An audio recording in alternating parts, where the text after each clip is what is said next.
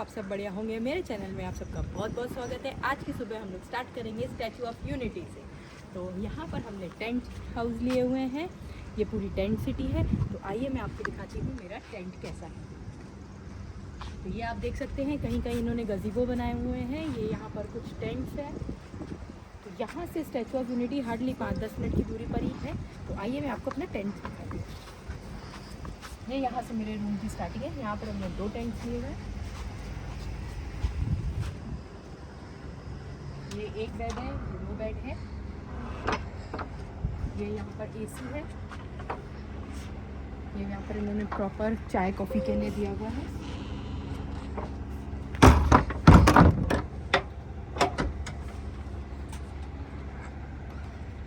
ये वार्डरोब है, मतलब एक रात के लिए ये काफ़ी है।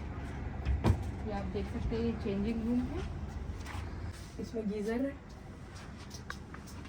के लिए उन्होंने बोला था आप अभी दिन के टाइम पर यहाँ पे फ़ैन बिल्कुल मत ऑन करिएगा क्योंकि गर्मी हो सकती है। इसके लिए हमने एसी ऑन किया हुआ है। अभी शाम को पता चलेगा कि क्या वेदर है यहाँ का। तो चलिए चलते हैं स्टैचू ऑफ यूनिटी करने के लिए। हमारा 4 बजे का टाइम है स्टैचू ऑफ यूनिटी का।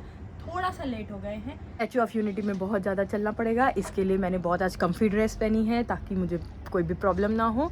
अभी हम लोग स्टैचू ऑफ यूनिटी जाएंगे, फिर वहाँ पे लेज़र लाइट शो देखेंगे, फिर नर्मदा आरती करके फिर वापस आएंगे।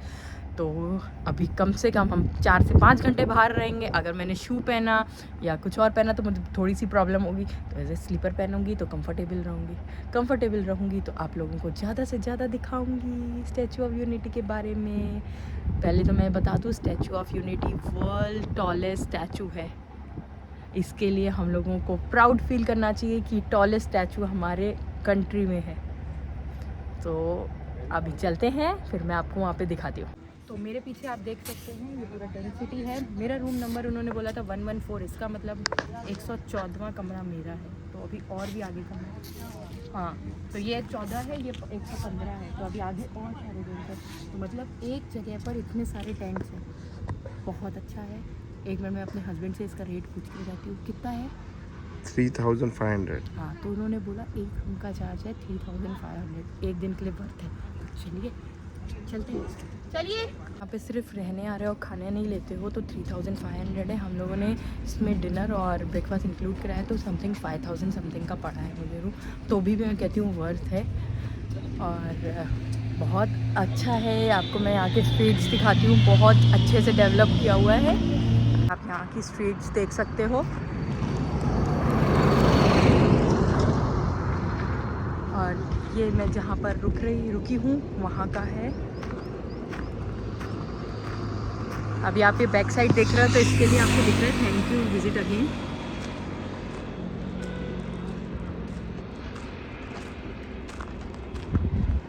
ये है मेरा होटल का रूम, यहाँ से एंट्री मैंने किया था। ये है रॉयल हेरिटेज टेंट रिजॉर्ट।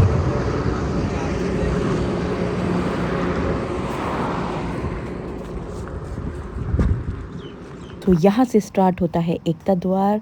ये एक पूरी प्लान सिटी बनाई है जिसे एकता नगर कहा जाता है। यहाँ से आप स्टार्ट करोगे स्टैचू ऑफ यूनिटी, यहाँ से स्टार्टिंग है। यहाँ पर इन लोग ने एक स्टेशन बनाया हुआ है जिसका नाम है एकता नगर स्टेशन, जो स्टैचू ऑफ यूनिटी के बहुत पास में है। एकता नगर में ही आपकी बहुत सारी बसेस चलती हैं, शटल बसेस हैं जो कि फ्री ऑफ कॉस्ट है। अंदर आप अपनी कार नहीं ले जा सकते हो एक सर्टेन एरिया के बाद। इसके लिए उन्होंने बसेस और कुछ ऑटोज करे हुए हैं। अंदर ही नर्मदा आरती भी होती है। ये नर्मदा माता है। एकता नर्सरी है, एकता आपका जू है, एकता सफारीज है, बहुत कुछ है। ये पार्किंग लॉट है, आपको यहाँ पर अपनी कार को पार्क करना पड़ेगा। पार्किंग के चार्जेस हैं 50 रुपीज। बगल में ही आपको आपके ऑटोज मिल सकते हैं। यहाँ पर उन्होंने लेडीज के लिए एक पिंक कलर के ऑटोज रखे हुए हैं जो बैटरी ऑपरेटेड हैं। वो उसमें सिर्फ 3 ही लोग बैठते हैं। अगर आपको लेजर लाइट शो देखना है तो आप 4 बजे जाइए, वो राइट टाइम है क्योंकि 6:15 बजे स्टैचू ऑफ यूनिटी को खाली कराना स्टार्ट कर देते हैं ताकि 6:30 बजे तक स्टैचू ऑफ यूनिटी बंद हो सके। उसके बाद 7:15 वहाँ पर लेजर लाइट शो स्टार्ट होता है।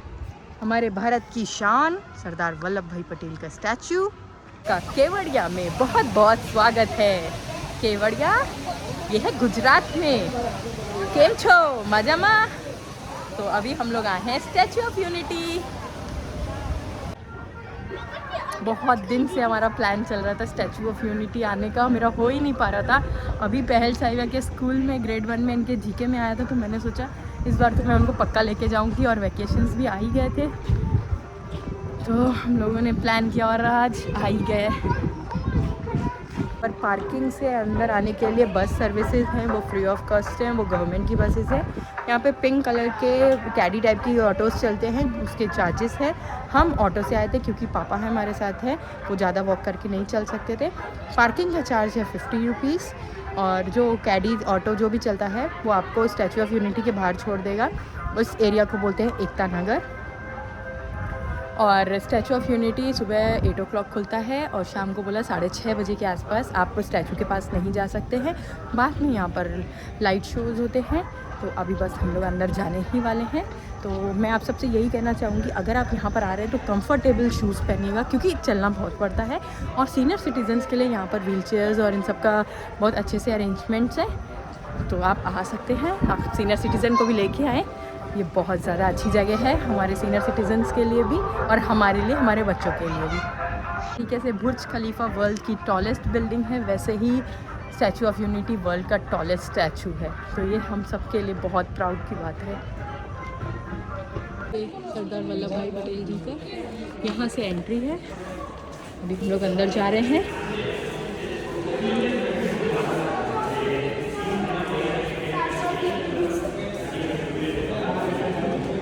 फेस देख रहे हैं सरदार वल्लभ भाई पटेल का। हम लोग स्टैचू में दूर तक इनका फेस नहीं देख सकते हैं, इसके लिए सेम टू सेम रेप्लिका ये फेस बनाया गया है। आप यहाँ पर देख सकते हो कितनी फिनिशिंग है, कितनी फाइन लाइंस हैं, ये सब इन्होंने ऐसे बनाया हुआ है। इसी तरीके से ही स्टैचू बना हुआ है बाहर। अंदर इन्होंने सिर्फ एक डेमो दे दिया है। हम लोग व्यूइंग गैलरी में जा रहे हैं, जहाँ से पूरा हम लोग नर्मदा केवड़िया का पूरा व्यू देख सकते हैं। इसके लिए अभी हम लोग को लिफ्ट में लाइन लगानी पड़ी है, और एक लिफ्ट का मैं वेट कर रही हूँ। मेरे पीछे देख सकते हैं नर्मदा नदी, पीछे statue of unity.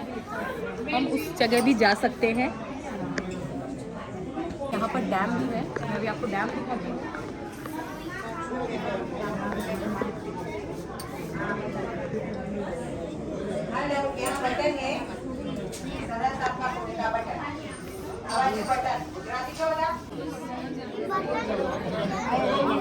Statue of unity में सबका स्वागत है।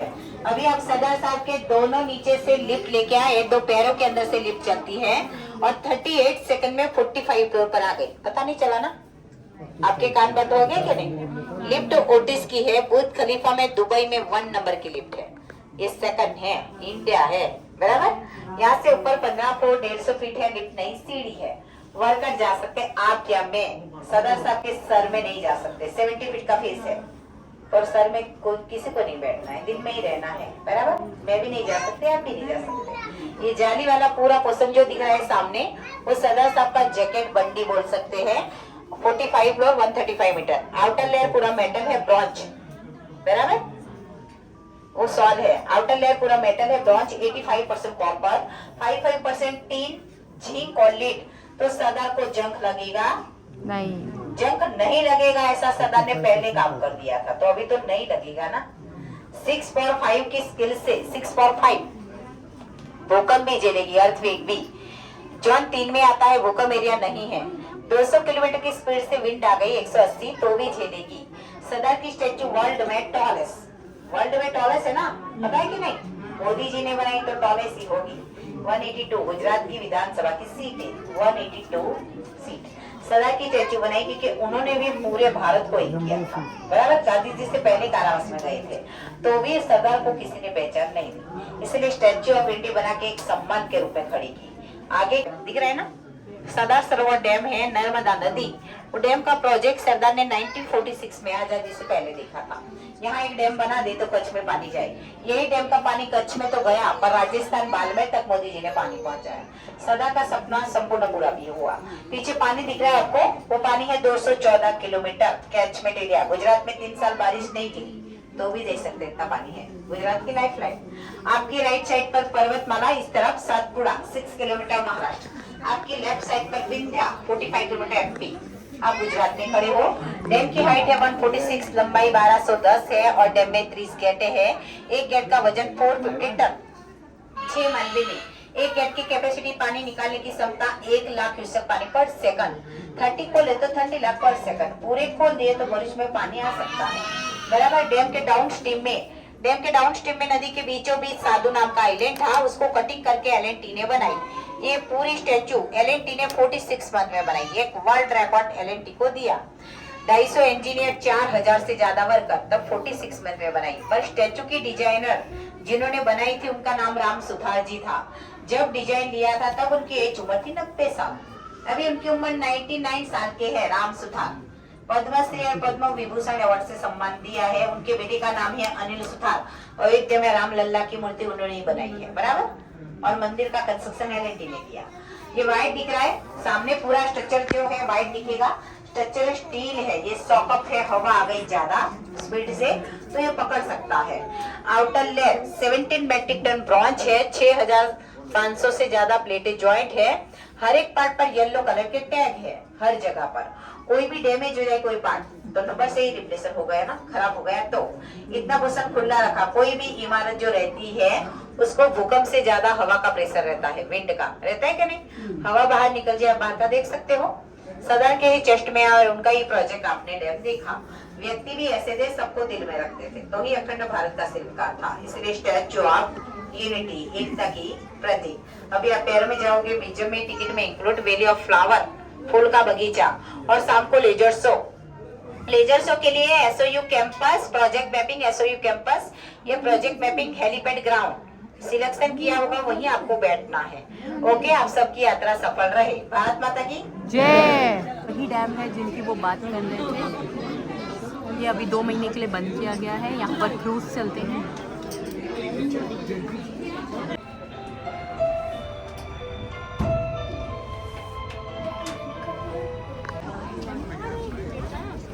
तो अभी आप मेरे पीछे सरदार वल्लभ भाई पटेल का स्टैचू देख सकते हैं।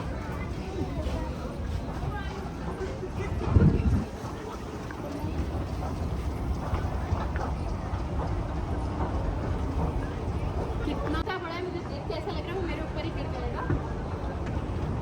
तो आइए।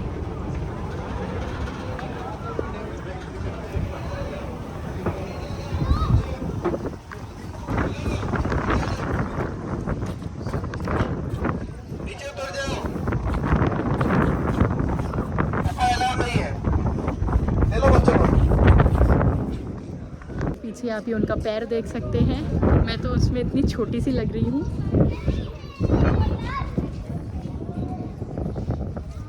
ये पूरा मेटल से बनाया गया है और इसमें वेंटिलेशंस बहुत अच्छे रखे गए। मैं आपको ये भी दिखाती हूँ। सो ये जो आप नेट देख रहे हैं ये स्टैचू के अंदर का वेंटिलेशन है, ताकि हवा आर पार आ जा सके, नहीं तो इसकी स्टेबिलिटी कम हो जाएगी।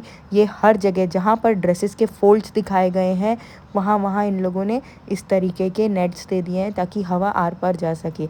ये भी देख सकते हैं जैसे उनका इन्होंने धोती पहनी है वहाँ पर दे दिया है। एक फोल्ड्स इन्होंने अच्छा दिया हुआ है। जहाँ पर उन्होंने कुर्ता पहना है वहाँ पर इन्होंने वेंटिलेशन का दिया हुआ है। इधर हैंड्स के पास जो इनका कुर्ते का नीचे का एरिया दिखाया है वहाँ पर देखिए दिया हुआ है। इनकी एक फिंगर देखिए, उसका बीच का काम इतना सुंदर किया हुआ है। ये एलएनटी ने बहुत अच्छे से मेहनत से काम किया। ये वेंटिलेशन आप देख लीजिए कैसे चप्पल के अंदर जो स्टिचेस होते हैं वो किस तरीके से दिखाए हैं। मतलब एक एक बारीकी को लोगों ने कैसे मेटल में यूज़ किया है, इसकी दाद देनी चाहिए। पीछे आप डैम देख रहे हैं। ये सरदार वल्लभ भाई पटेल जी का बनाने का एक ड्रीम था। इसके लिए जो उनका स्टैचू बनाया गया है वो इस तरीके से बनाया गया है ताकि उनके जो आइज़ हैं वो डैम को देख सके। और ये डैम अभी 2 मंथ्स के लिए बंद रखा गया है ताकि वहाँ पे पानी स्टोर हो सके। और यहाँ पे बहुत ज़्यादा गर्मी है। नदी भी आप देख रहे हैं पीछे सूख गई है। यहाँ पर क्रूज़ और बोट दोनों चलती है।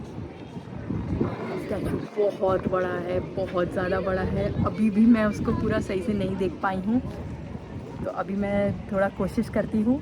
मैं जबकि 3 लेवल जा चुकी हूँ फिर भी मैं उनका स्टैचू पूरा अच्छे से नहीं देख पा रही हूँ। बहुत ज़्यादा ह्यूज है, 182 मीटर्स, बहुत बड़ी बात होती है। अंदर सरदार वल्लभ भाई पटेल के बारे में अब बताया जा रहा है कि उन्होंने कैसे कैसे हमारी कंट्री के लिए किया हुआ है। इस एरिया में आपको बताते हैं कि वहाँ पर जो सफारी होती है उसमें आपको कौन कौन से एनिमल बर्ड्स मिल जाते हैं। तो ये बच्चों के लिए बहुत ज़्यादा अच्छा है। यहाँ पर पूरी ऐसे इन्होंने स्क्रीन्स लगाई हुई हैं जिसमें आपको बच्चे को बर्ड्स के बारे में, एनिमल्स के बारे में पता चलेगा, जो उस जगह पर आप सफारी में देख सकते हो। वहाँ पे चीता और बहुत सारे बर्ड्स भी दिखते हैं, तो आप ज़रूर जाइएगा अपने बच्चों के लिए। यहाँ पर एक एम्फी थिएटर बनाया गया था जिसमें सरदार सरोवर डैम के बारे में पूरा डिस्क्राइब किया था, किस तरीके से उनके प्लान्स थे, कैसे डैम बना, कितने दिन में डैम बना, कौन कौन इसके पीछे था। यहाँ पे मोदी ने इस डैम का इनॉग्रेशन के लिए 51 आवर्स की फास्टिंग की थी और ये डिफरेंट लैंग्वेज में थे, जैसे गुजराती थी, इंग्लिश थी, हिंदी थी। तो मतलब किसी को भी लैंग्वेज का कोई बैरियर नहीं था, ये हर लैंग्वेज में, पहले गुजराती चली थी, फिर इंग्लिश, फिर हिंदी, ऐसे। ये है व्यूइंग गैलरी की एंट्रेंस, आप यहाँ से एंटर कर सकते हैं। अभी तो बंद हो गया है, एग्ज़िट कर लिया है। अभी हम लोग जा रहे हैं अपने लाइट शो के लिए। आप मेरे पीछे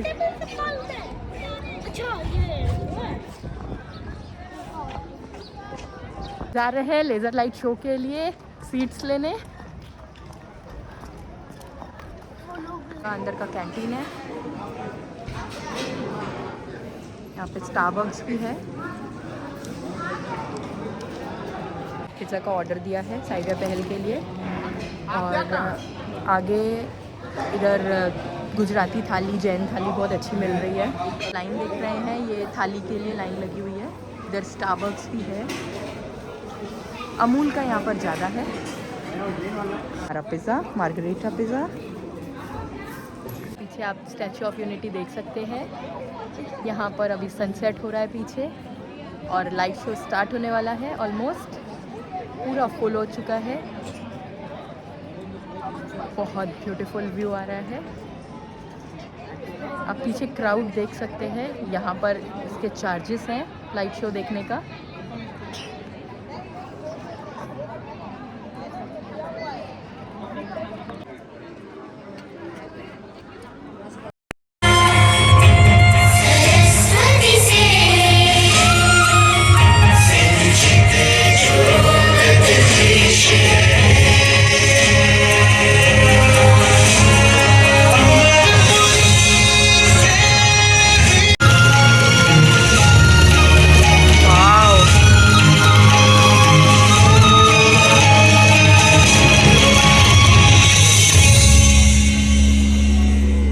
वाओ, सिंपली वाओ।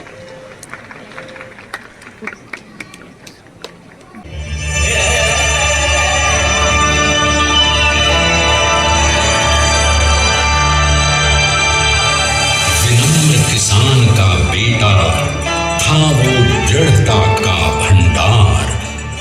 वल्लभ भाई पटेल नाम कहलाता था सरदार। कृषक कार्मिक जनगण से था उसको प्यार अपार। अखिल देश ने उसे रहनुमा किया था स्वीकार।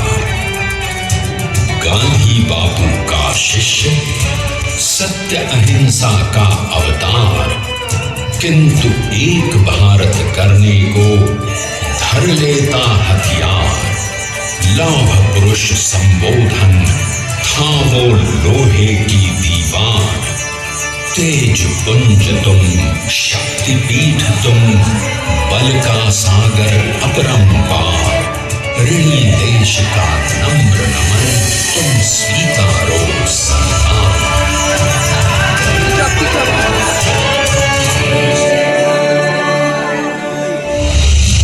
1857 में अंग्रेजों को ललकारने वाले पहले स्वतंत्रता संग्राम के एक सक्रिय सिपाही थे झवेर भाई पटेल।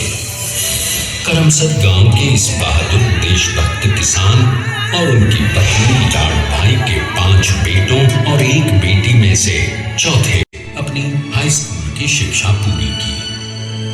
फिर 13 साल की उम्र में उनकी शादी भी हो गई, छोटी सी झवेर बाई से। 2 बच्चों, बेटी मणि बहन और बेटे टाया भाई को जन्म देने के बाद झवेरबाई असमय ही चल बसी।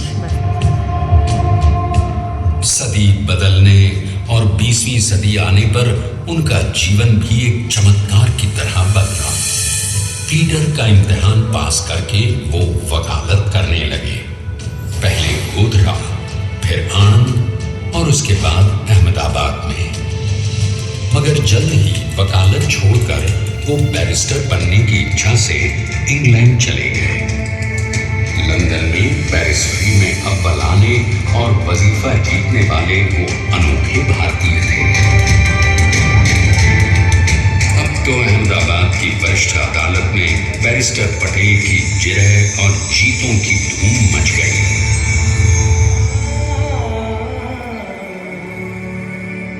तभी एक युग पुरुष ने वल्लभ भाई के जीवन की धारा ही बदल दी। दक्षिण अफ्रीका में सत्याग्रह के अहिंसक अस्त्र से गोरे शासकों को सबक सिखाकर भारत वापस आए बैरिस्टर मोहनदास करमचंद गांधी से मिलकर वल्लभ भाई ने अपने कुछ वर्षों से सीखे विदेशी व्यवहार और संस्कार हमेशा के लिए त्याग दिए और अब वो अपने खेड़ा के किसानों को हक दिलाने के लिए बापू के साथ आंदोलन में कूद पड़े। अब उनके पैरों में जूते नहीं, गांवों की धूल थी। हृदय में भारत भूमि की शस्य श्यामला धरती, मन में थे गांधी और मस्तिष्क में एक नए स्वतंत्र भारत का सपना।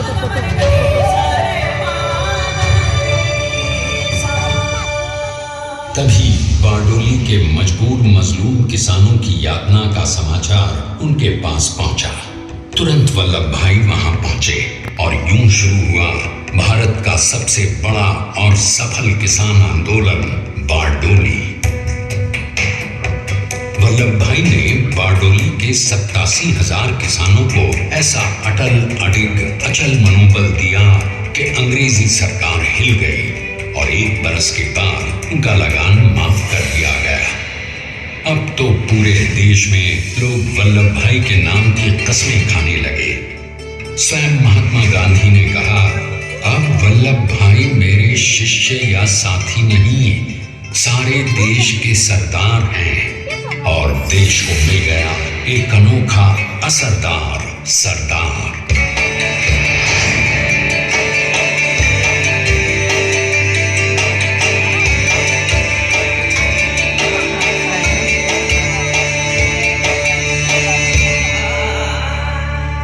सरदार पटेल के नाम और देशभक्ति से अंग्रेज डर कर कांपने लगे। 1930 के नमक सत्याग्रह और दांडी कूच में वो बापू से भी पहले गिरफ्तार किए गए, तो सन 1932 में फिर उन्हें बापू के साथ ही जेल में 2 सालों के लिए डाल दिया गया। मगर आजादी के दीवानों को, स्वतंत्रता के परवानों को कौन गिरफ्तार कर पाया है। जेल से छूटते ही सरकार को कांग्रेस के नए राष्ट्र अध्यक्ष पद पर चुना गया और उनकी सरपरस्ती में राष्ट्रवादी भारतीयों ने तमाम ब्रिटिश सूबों में जीत हासिल कर वहां अपनी स्थानिक सरकारें बनाई।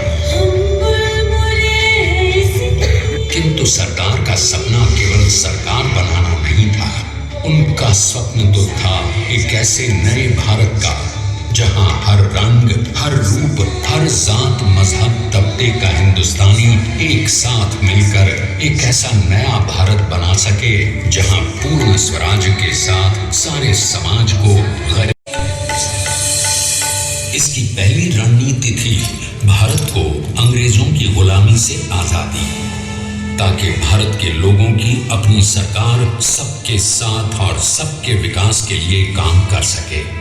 बापू की अगुवाई में अब देश ने अंग्रेजों को अंतिम चेतावनी दे दी, करेंगे या मरेंगे, क्विट इंडिया, अंग्रेजों भारत छोड़ो।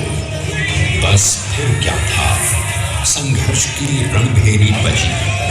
3 सालों के लिए सरदार पटेल को भी सत्याग्रही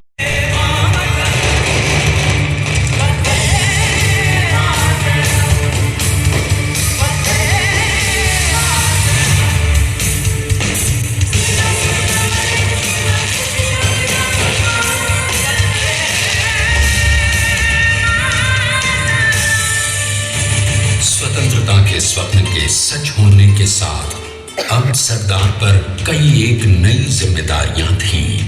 आने वाली आजादी की तैयारी और एक नए भारत के लिए नए लोकतांत्रिक संविधान की संरचना। जैसा उनके साथी ने खुद कहा था, सरदार ने ही छेनी हथौड़ी लेकर एक नए भारत को उकेरा है।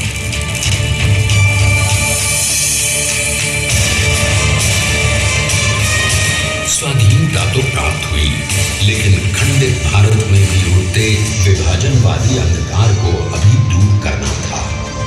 स्वतंत्र भारत का अभिन्न अंग बना दिया। हमारे इतिहास में अखंड भारत के पुरुषार्थ का ये एक महानतम अध्याय है। जैसा उन्होंने स्वयं कहा था, हमें नए धागों को पुराने ताने बाने में ऐसे पिरोना है कि एक दूसरे में गुंथ जाएं और बेहतरीन बनावट वाला एक नया भारत उभर कर सामने आ सके। अंततः अपने वज्र दृढ़ संकल्प से एक नया विराट विशाल एक भारत श्रेष्ठ भारत बनाकर दिखा ही दिया सरदार ने। संसार के सबसे बड़े प्रजातंत्र के शिल्पी को प्रणाम करने के लिए देश ने बनाया है ये समर्थ स्मारक। स्वाधीन भारत को समर्थ भारत में बदलने वाले सरदार पटेल को समर्पित। ट्राई करते हैं ना।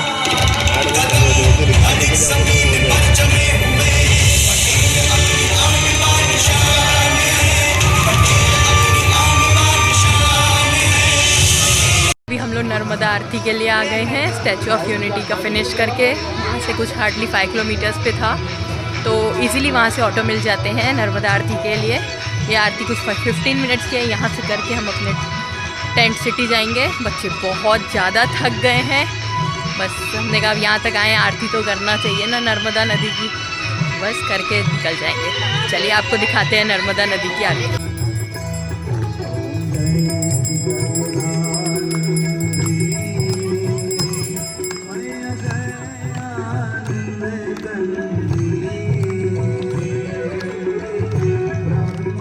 तो ये यहाँ पर नर्मदा आरती हो रही है। जैसे ही स्टैचू ऑफ यूनिटी का लेज़र लाइट शो फिनिश होता है, तुरंत वहाँ से आप ऑटो या बस लेकर के नर्मदा आरती की जगह पर आ सकते हो। यहाँ से भी आपको इजीली शटल बसेस मिल जाती हैं जो कि फ्री ऑफ कॉस्ट है। ये इस तरफ देख करके इसके लिए आरती कर रहे हैं क्योंकि पीछे के साइड स्वयंभू शंकर भगवान का मंदिर है। स्वयंभू नाम से ही आपको पता चल रहा होगा, जो धरती से अपने आप ही निकले हैं। तो ये पीछे भी आरती करते हैं और आगे भी आरती करते हैं। तो आगे इधर देख रहे हैं तो नर्मदा नदी है, पीछे स्वयंभू मंदिर है। तो ये नर्मदा आरती आप ज़रूर करिएगा अगर वहाँ पर जा रहे हैं। अगर आपको ये मेरा व्लॉग अच्छा लगा हो तो प्लीज़ लाइक शेयर सब्सक्राइब ज़रूर करिएगा और खूब सारा प्यार।